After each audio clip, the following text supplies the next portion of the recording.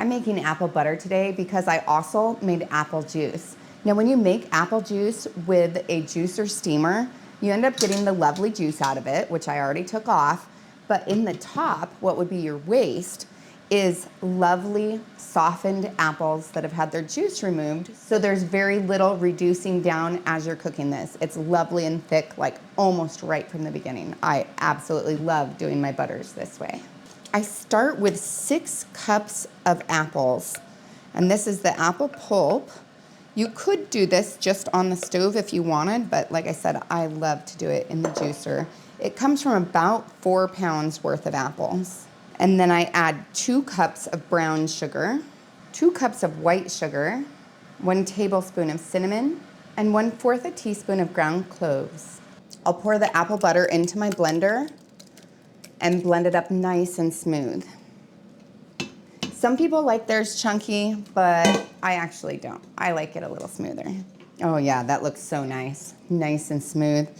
I heard my sister one time describe apple butter as like jam and applesauce had a baby. I think that's like the best explanation I've ever heard. And then I always use a spatula because way more sticks to the side than it seems like it should. So it reduces the waste a little. Then I'll place that back on the stove, and it just needs to cook for a little bit longer to be as thick as I want it. When you clump it down into your pan, you should kind of see it hold some form. Yeah, right now it looks more like the applesauce part of the family.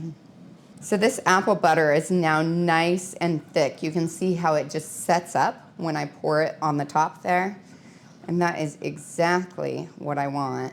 So I'll go ahead and pour it into my jars, and I want to leave 1/4 of an inch of headspace. That's the space from the top of the food to the top of my jars. And with it being so thick, it kind of goes up a little in the middle, so try not to overestimate on that. This is like perfectly thick, and it smells so good. Then I use a clean, damp cloth to clean off the rim of the jars. This just makes sure that if there's any food stuff that's gotten on the edge, that it won't interfere with the seal. And then I place the lids and rings on, fingertip tight. Everything's super hot, so just be careful.